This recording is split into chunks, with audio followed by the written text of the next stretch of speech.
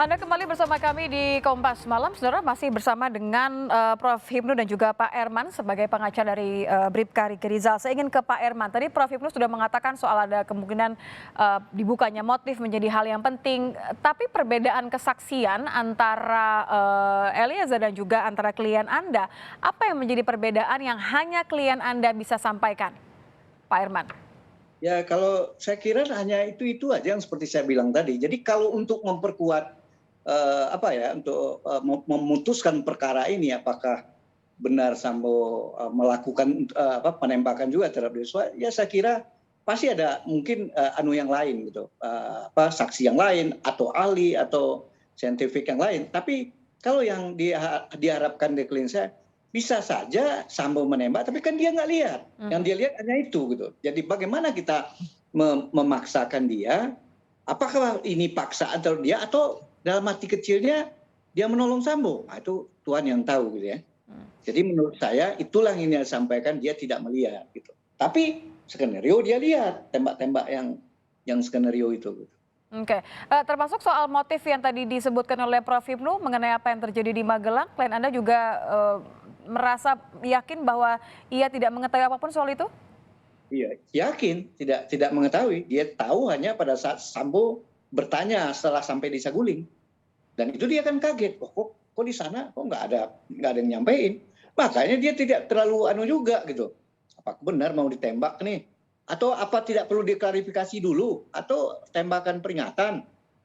Oke, Prof. Hipnu, konsistensi tidak hanya dari Bribka Riki Rizal tapi juga dari Eliezer. Menurut Anda, apa yang seharusnya dijaga dari konsistensi ini dan bagaimana kalau ternyata berubah nanti kesaksiannya? Apa dampaknya? Ya, yang dijaga konsistennya seperti Pak Irmati katakan bahwa namanya suatu perbuatan melawan hukum pidana itu adalah syarat subjektif dan syarat objektif. Syarat subjektif itu yang terkait menghendaki dan mengetahui. Nah, ini yang harus disampaikan bahwa Baradae memang ternyata nggak ngerti, apalagi menghendaki, kan itu loh. Tahu-tahu ada suatu permasalahan, tahu-tahu diajak mungkin berbicara, tahu-tahu diajak perencanaan, itu paling yang agak mungkin sedikit kena. Kenapa tidak sampai suatu membatalkan atau memberikan ini salah, ini keliru, mungkin itu yang menjadikan agak pemberat Pak Irman. Kalau yang terkait konsekuensi melihat mengetahui dia tidak, oke. Tapi begitu ada suatu kumpulan mau menembak, mau mengadakan suatu perencanaan, Baradae tidak mampu menghentikan, membatalkan suatu kejadian. Itu paling yang mungkin agak sedikit akan memberatkan ya? Iya. Karena namanya suatu perencanaan kan, apalagi di informasi yang kita dengar kan ada beberapa orang tahu lah. Ketika tahu ini, kalau ada suatu sifat menghendaki adanya suatu menghentikan, itu luar biasa. Atau Baradae berusaha untuk menghentikan, itu suatu nilai yang positif gitu loh. Itu ada tidak kan itu loh. Apakah dalam tekanan ataukah ada ketidakmampuan? Nah, ini nyoba ini Pak Irman, kalau ada ketidakmampuan untuk menghentikan, ketidakmampuan untuk melawan karena itu atasannya, itu juga bisa masuk suatu yang sangat meringankan. Ini saya baru dengar, ini memang suatu kondisi yang akan dibuka nanti sebetulnya pihak-pihak yang terseret ya, RMK itu betul-betul mengetahui enggak artinya sejalan pemikiran sama FS atau tidak. Kalau tidak, sangat meringankan. Tapi di sisi lain berarti kemungkinan jaksa akan menggunakan semua keterangan konsisten dari dua mantan ajudan Sambo, ini otomatis juga akan membuat dakwaan menjadi hukuman maksimal menurut Anda bagi Sambo? Iya, kan ada dua pandangan yang berbeda, Mbak. Kalau jaksa itu selalu berpikir dari objektif, dari subjektif mewakili negara, mewakili korban, adalah kemudian objektif. Oh, ini perkaranya seperti ini kok. Tapi kalau Pak Irman berpikir dari objektif perkaranya, baru subjektif mencari celah mana yang meringankan, mana yang memberikan suatu celah. Ini yang tidak ketemu nanti. Makanya kita melihat suatu persidangan itu ada suatu korelasi tidak, gitu loh. CCTV-nya bagaimana, kemudian bukti R-nya bagaimana, S bagaimana, Bu PC-nya seperti apa, itu satu rangkaian yang tidak terpisahkan, kan itu Mbak. Ini menarik ketika Anda menyebutkan mengenai Putri ya, tadi di Kejaksaan juga Sambo sempat menyatakan secara terbuka pertama kali menyebutkan bahwa istrinya tidak bersalah gitu. Anda melihat ini sebagai apa? Ya, namanya seorang tersangka selalu mengatakan tidak bersalah. kan gitu, dan tidak dibebani pembuktian. Kita lihat bisa pasal 66 KUHP, asas non self incrimination. Jadi apapun yang disampaikan seorang tersangka ya sah-sah saja, Mbak, gitu loh. Nanti dilihat di persidangan. Semua yang tersangka pasti menyatakan tidak terlibat. Gitu, Oke. Mbak. Pak Herman, Anda masih optimistis bahwa pembelaan nanti akan berjalan sesuai dengan rencana Anda?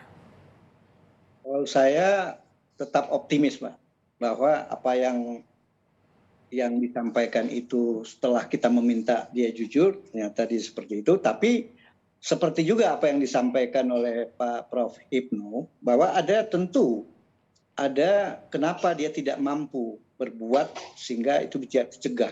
Itu sangat cukup dalam kita bisa berpikir itu, karena dalam keadaan pimpinan tergoncang, nah katanya juga menangis, apakah itu nangis yang benar atau gimana, atau rekayasa. Nah, itu yang membuat, apalagi ini pangkatnya apalah ya, ada bribda itu dibandingkan jenderal. Nah, kemudian bagaimana dia mau mencoba menghentikan atau mau apa, atau dia menasihatin, sementara kan bisa membahayakan dia juga kalau dia salah-salah. Apalagi tipe si RR ini adalah sehari-harinya dia ada di lantas. Bukan seperti yang lain, misalnya kalau di Brimob gitu kan, aduh, ada ini lantas dan banyak sopir gitu kan. Jadi itu kita jadi pertimbangan juga. Jadi kemudian dia disuruh, apakah dia boleh menolak gitu? Kan karena dia masih berpikir, apakah musuh langsung ini bisa aja dipanggil, mau diklarifikasi misalnya kepada Richard gitu. Jadi masih dalam pemikiran yang bercamuk, dalam ini benar apa tidak kejadian pelecehan itu. Tapi Anda nggak khawatir ya Pak Herman bahwa nanti akan ada keterangan dari misalnya dari Eliezer atau dari tersangka lainnya yang kemudian berbalik akan memberatkan klien Anda? Oh, kalau saya kira itu hak masing-masing. Kalau dia menyatakan melihat, yang jelas kan berbeda. Apakah si Anu ini dianggap pelaku? Pelaku apa? Pelaku membantu, pelaku peserta. Ya, kita akan bertarung di sini gitu. Pertarungan hukumnya gitu kan. Udah jelas dari awal dia menolak. Cuma ketidakberdayaan coba kita lihat pasal-pasal tertentu di di KUHP. Orang yang tidak ada pasal yang dia diperintah, pasal 51. Ada pasal keterpaksaan yang tidak berdaya. Bukan secara paksa tapi secara psikologi. Oke. Jadi target Anda apa?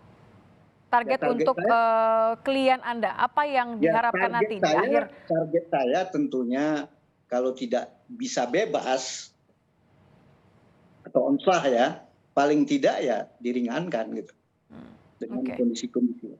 Paling tidak diringankan. Terakhir kalau begitu untuk Prof. Hipnu, kalau Anda melihat dalam kondisinya ini kasar saja, tentu nanti jalan persidangan pasti akan ada banyak dinamikanya. Anda melihat bagaimana kondisi ini akan memberikan hasil seperti apa untuk Ricky dan bagaimana dengan tersangka utama terhadap Sambo? Anda memprediksi akan seperti apa nanti? Ya, prediksi saya saling menghindar dari dakwaan. Saling menghindar dari tuduhan. Ya, karena bagaimana juga masing-masing ingin melepaskan dari jeratan hukum yang didakwakan oleh jaksa. Itu pasti. Sehingga makanya ini pentingnya Pak Herman tadi melihat adanya suatu ketidakmampuan. Karena ini penting sekali Pak Herman. Jadi ada suatu ketidakmampuan hubungan hierarkis yang begitu tinggi. Sehingga tidak keberdayaan untuk mengolah, ketidakberdayaan untuk tidak menuruti, ketidakberdayaan untuk tidak melaksanakan atas suatu perintah. Ini yang menjadi kunci. Sama seperti Barada ya kan? Kan juga seperti itu kan. Sebagai justice kolaborasi itu juga karena tidak menghendaki kan. Ya, gitu. Hanya diperintah atasan begitu ya? Diperintah, iya, dan perintah tapi tidak menghendaki. Ini yang saya kira model itu akan dikembangkan oleh tersangka-tersangka yang lain. Dan itu kalau memang bisa, saya kira sangat bernilai positif Pak Herman. Karena ini hubungan kekuasaan hierarkis kan. Sehingga bukan hubungan yang linear tapi hierarkis. Sehingga ada ketidakperkasaan, ada keterpaksaan itu menjadi sesuatu yang utama. Adanya sesuatu yang terpaksa, adanya sesuatu yang sangat emergensi, membela pimpinan, kemudian tidak mampu untuk mengikuti jalan pimpinan. Nadanya sama untuk semua tersangka berarti ya? Ya, karena ini masuknya sebagai nanti alasan pemaaf. alasan pemaaf. Jadi masing-masing itu tidak mampu karena tekanan yang begitu tinggi oleh pimpinannya kan itu. Oke, kalau semuanya kemudian akan mengajukan pembelaan ini, lagi-lagi prediksi akan pembelaannya fokus kepada ketidakmampuan untuk melawan perintah, berarti semuanya benar-benar akan memojokkan tersangka utama, Verdi Sambo. Tampaknya seperti itu. Iya, sebagai pelaku utama Verdi Sambo kan itu sudah jelas gitu. Sehingga semua yang dilakukan adalah Verdi Sambo. Betul Mbak Nit itu. Wah, Oke. keren. Jadi Iya. ada kemungkinan bahwa hukuman maksimal ini akan dikejar terus oleh jaksa ya? Iya, ya karena apapun yang terjadi karena jaksa juga diawasi oleh publik. Ini ancaman hukuman seumur hidup atau mati itu suatu yang sangat ditunggu-tunggu kan gitu. Karena ini korbannya juga korban meninggal. Bagaimana nanti keluarga korban? Paling tidak itu di atas 5 tahun.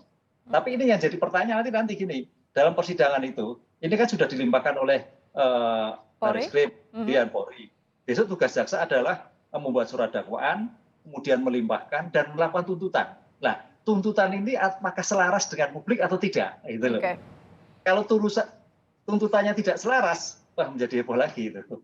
Baik, kita sama-sama akan menanti nanti bagaimana Senin depan ini akan mendapat kepastian kapan sidang akan dimulai dan bagaimana pembelaan untuk masing-masing tersangka. Terima kasih Pak Herman Umar, pengacara dari Bribka Riki Rizal dan juga Prof. Hipnu Nugroho, pakar hukum Universitas Jenderal Sudirman sudah bergabung bersama kami di Kompas Malam. Terima kasih Bapak-Bapak.